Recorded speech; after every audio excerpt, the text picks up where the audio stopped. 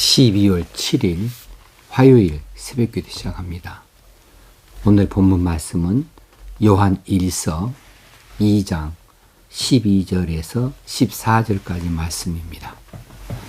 자녀들아, 내가 너희에게 쓰는 것은 너희 죄가 그의 이름으로 말미암아 사함을 받았으며, 아비들아, 내가 너희에게 쓰는 것은 너희가 태초부터 계신 이를 알았으며, 청년들아, 내가 너희에게 쓰는 것은 너희가 악한 자를 이기었음이라.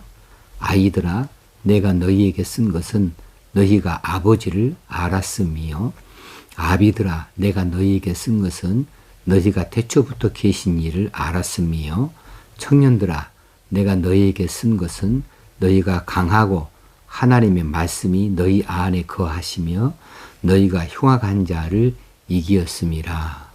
아멘. 앞에 부분 2장 3절에서 11절까지 말씀에서는 성도의 하나님과의 교제, 이제 요한 1서식으로 이야기하면 사귐이라고 할 수 있죠. 하나님과의 사귐이 있는 성도는 계명을 실천하는 자이다. 그 계명은 형제 사랑, 현재 사랑으로 이렇게 나타내 보이는 말씀을 했어요. 그리고 이제 12절 이하에서부터는 이제 세상에 대한 사랑을 말씀하고 있습니다. 먼저 12절에서 자녀들아 이렇게 시작합니다. 그리고 13절에서 아비들아 그렇게 이야기하고요. 14절 또 청년들아 했어요. 14절에서는 아이들아, 아비들아, 그리고 또 한 번 청년들아, 이렇게 호칭을 바꾸어가면서 말씀을 전개하고 있어요. 거기에 주시는 말씀에 합당한 그런 계층으로 이렇게 호칭을 정해놓고 있는 거지요. 그래서 자녀들아는 꼭 어린 자녀들에게만 주는 말씀이 아니고, 아비들아 그러면 엄마들은 필요 없고 자녀들은 필요 없고 아비들에게만 주는 말이고, 그런 것은 아니죠. 청년들아도 마찬가지고요. 모두에게 다 똑같이 주는 말씀이지만, 이제 신앙적인 측면에서 이런 부분은 자녀의 이름으로 받는 것이 좋고, 이런 부분은 아비의 이름으로 받는 것이 낫고, 이 부분은 청년의 이름으로 받는 것이 낫겠다. 그래서 그 호칭들을 이렇게 정하여서 앞에다가 두고 있습니다. 자, 요한 사도가 지금 여러 호칭들을 사용하면서 그 호칭에 걸맞는 이런 그 말씀을 전개해 주는 것은 이런 논리를 말하는 거죠. 내가 편지를 보내는데 이 편지를 받는 너희들이 이와 같은 수준에 있다. 이와 같은 위치에 있다. 그렇기 때문에 내가 이 같은 권면을 할 수 있다라고 하는 내용입니다. 그래서 요한 사도가 편지를 받는 성도들에게 내가 이 같은 글을 너희들에게 쓸 수 있는 이유는 너희들의 수준이 이런 정도다, 이런 위치, 너희들의 위치가 이런 정도에 있다 하면서 너희들이 죄 사함을 받은 성도들이기 때문이라고 이렇게 밝히고 있어요. 이게 자녀들아에게 주는 말씀이죠. 자녀들아, 내가 너에게 쓰는 것은 너희 죄가 그의 이름으로, 예수의 이름이죠, 말미암아 사함을 받았으며, 너희들이 죄 사함을 받았기 까닭에 내가 너에게 이런 말을 쓸 수 있다. 너희들이 아직 죄 가운데 있다고 한다면 이런 글을 너에게 쓸 수가 없는 것 아니냐, 이런 논리가 되겠어요. 그렇습니다. 여기서 예수의 이름으로, 너희 죄가 그의 이름으로, 예수의 이름으로 말미암아 사함을 받았습니다. 이게 바탕이라는 거예요. 이게 가장 큰 바탕입니다. 자, 사함을 받았다라고 할 때 우리가 이미 이 사함에 대해서는 1장 9절에서 살핀 바가 있어요. 만일 우리가 우리 죄를 자백하면 그는 미쁘시고 의로우사 우리 죄를 사하시며, 이 사함을 받는다, 죄를 사한다, 이 의미는 무엇일까 하면 아피엠이라고 그랬었죠. 아피에미는 죄를 자백함으로 얻게 되는 용서예요. 그러니까 그냥 그냥 용서가 아니고 죄를 자백해야 돼요. 우리가 이 용서에 대해서 자칫 잘못 오해할 수 있거든요. 누가 살인한 사람이 죽은 사람 그 가족들에게 어떤 사과도 하지 않았어요. 또 내가 죽였다고 이렇게 자백하지도 않았어요. 근데 그 사람이 살인한 것만은 분명한 증거가 있고 다 사실이에요. 그럴 때에 무조건 그 사람 용서한다 하는 그런 용서라고 하는 것, 또 그 사람이 그렇게 용서를 받기를 원하는 것, 이런 것은 용서라고 할 수가 없는 거죠. 용서는 자신의 죄를 인정하는 바탕 위에 용서가 있는 거예요. 그래서 이 죄를 자백함으로 얻게 되어지는 용서를 말할 때 사함을 받았다 이렇게 이야기를 하는 겁니다. 자, 그렇습니다. 우리가 예수의 이름으로 죄 사함을 받았다. 그 말은 우리가 예수의 이름으로 우리의 자신들의 죄를 자백하고 인정하여서 용서를 구할 때 예수의 이름으로 죄 사함 받는다. 예수가 그 죄값을, 그 죄에 대한 값을 치르셔서 우리가 그 부분에 대한 용서를 얻었다 이렇게 말할 수 있겠습니다. 자, 예수의 이름으로 죄 사함을 받은 사람은 그럼 어떻게 됐냐? 깨끗하게 됐지요. 정결하게 되어졌죠. 그러면 그 사람은 어떻게 살아야 되느냐? 그 정결을 유지하고 살아야 됩니다. 이것이 죄 사함 받은 일에 대한 가치입니다. 그런데 죄 사함 받았어요. 예수의 이름으로 죄 사함 받았습니다. 정결하게 살아야 되는데 또 같은 죄를 또 지어요. 돌아서서 나가자마자 또 같은 죄를 지고 그 다음에 돌아와서 또 죄를 자백하고 용서를 구해요. 그러면 예수 이름으로 또 용서받고 한없이 용서받습니까? 그 예수 이름이 이렇게 가치 없는 것입니까? 그렇게 함부로 쓰는 것입니까? 그런 것은 아니지요. 그런데 자칫 이제 이 부분을 용서받는 일을 악용하는 사람들은 그저 잘못을 저지르고 들어와서 그 이 죄에 대해서 자백하고 용서를 구하면 또 용서해 준다. 거기에 바탕을 두고 가서 뻔뻔하게 또 같은 죄를 또 지어요. 이것이 과연 용서받은 사람 일인가? 예수 이름으로 죄 사함 받은 사람의 그 일인가? 그것은 아니거든요. 우리는 자백함으로 죄 용서받았으면 다시는 동일한 죄에 범죄를 하지 아니하도록 자신을 관리하고 그 자신을 정결하게 하는 유지하는 데 우리가 나아가야 되는 거죠. 그래야 예수의 이름에 가치가 있는 거죠. 자, 그 정결함을 유지하는 방식이 뭡니까? 그 정결함을 유지하는 방식이 바로 계명을 지키는 겁니다. 계명을 지킬 때에 그것이 가능한 것이지요. 자, 너희가 예수의 이름으로 죄 사함을 받았으니 이제 내가 계명을 지키라고 당부하는 것을 너희들이 이제 받아들일 만하다라는 의미로 12절 말씀을 주고 있습니다. 자녀들아, 내가 너에게 쓴 것은 너희 죄가 그의 이름으로 말미암아 사함을 받았기 때문에 내가 너희에게 이렇게 하라고 하는 거, 이 당부를 너희들이 받을 만하다. 그 당부가 뭐냐? 그 계명을 지키라고 하는 것이다. 사랑하라고 하는 것이다. 이것을 바탕으로 말씀을 주고 있습니다. 13절에 넘어갑니다. 아비들아, 내가 너희에게 쓰는 것은 너희가 태초부터 계신 이를 알았으며. 자, 아비들이라는 이름으로, 호칭으로 태초부터 계신 하나님을 알았음에 대해서 이야기합니다. 자, 성도는 예수의 이름으로 죄사함을 받았을 뿐만 아니라 태초부터 계신 이를 아는 것이 중요해요. 태초부터 계신 이가 누구냐? 곧 하나님이시다. 이 하나님을 아는 것, 이게 중요하죠. 왜냐하면 우리에게 죄사함을 주시기 위해서 예수 그리스도가 이 땅에 오시고 죄사함을 주시는 이 일은 태초부터 계신 하나님으로부터 보냄을 받았기 때문에 그렇고, 하나님의 사랑에서 이 일이 시작되어졌기 때문에 그렇습니다. 예수 이름 죄사함 받는다, 그것으로 끝나버리는 것이 아니라 예수의 우리를 위해 하신 이 죄사함은 어떤 근거를 가지고 있는가, 어디서부터 출발했는가부터 알아야 되겠고, 그것을 알고자 할 때에 태초부터 계신 창조주 하나님을 아는 것이 소중하다는 거예요. 그래야 죄의 출발을 알 수가 있고 그래야 내 존재의 출발을 알 수 있기 때문에 그렇습니다. 그런데 이 태초부터 계신 하나님은 천지를 창조하신 하나님이시고 무에서 유를 창조하셨으니까 이 하나님은 전능하신 하나님이시다는 것을 알아라는 거죠.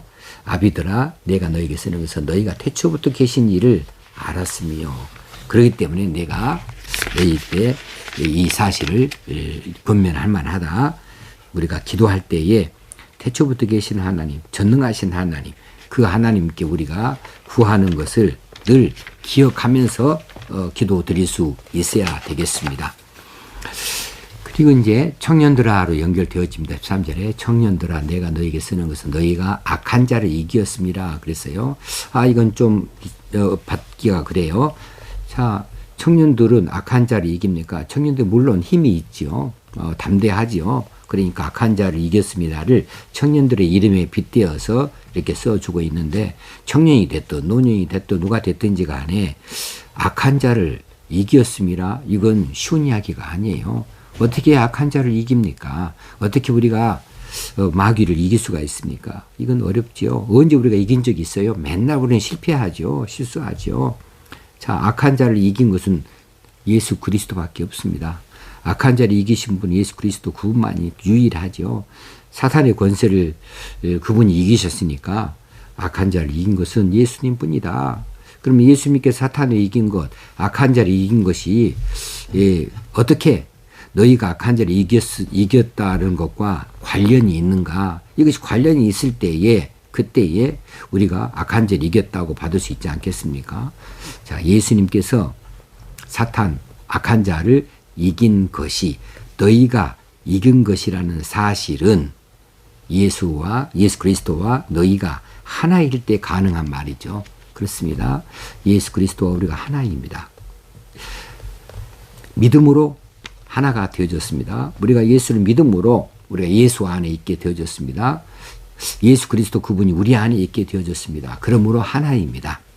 그래서 예수님이 이기신 것이 우리가 이기신 것이고요. 예수님이 부활하신 것이 우리가 부활한 것처럼 되어지는 거죠. 그래서 너희가 악한 자를 이겼음이라 할 때에 그것은 우리가 내 인간 아무개가 악한 자를 이겼다는 것이 아니라 우리 안에 계시는 그리스도가 악한 자를 이긴 것이 곧 내가 이긴 것이라는 사실에 기반을 두고 너희가 악한 자를 이겼습니다. 이렇게 말씀하고 있는 겁니다. 그런 의미에서 너희가 악한 자를 이겼습니다는 말씀은 예수를 믿는 믿음 안에서 얼마든지 선포할 수 있는 말씀이 되겠습니다. 자, 기독교는 나를 보고 믿는 것이 아니에요. 나를 믿는 종교가 아닙니다. 기독교는 나를 보고 나를 믿는 종교가 결코 아니죠. 기독교는 뭘 봅니까? 예수 그리스도를 보는 것이고요. 무엇을 믿습니까? 예수 그리스도를 믿는 것이죠. 기독교는 예수 그리스도를 바라보고 예수 그리스도를 믿고 의지하는 종교입니다.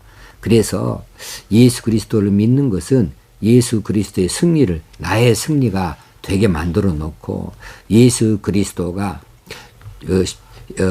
이기신 것은 곧 내가 이긴 것이 되어지는 거다. 예수 그리스도의 십자가가 곧 내 십자가가 되어지는 것이고 예수 그리스도의 부활이 곧 내 부활이 되게 하는 것이지요. 이것이 예수를 믿는 그 믿음에서 나오는 겁니다. 이 믿음에서 이것이 나오는 거죠. 그런 의미에서 너희가 악한 자를 이겼습니다. 이 바탕에는 예수 그리스도가 악한 자를 이겨준 것이 이미 바탕에 깔고 있고 그 예수 그리스도가 내 안에 계셔서 내가 악한 자를 이겼습니다. 이렇게 받을 수 있겠습니다.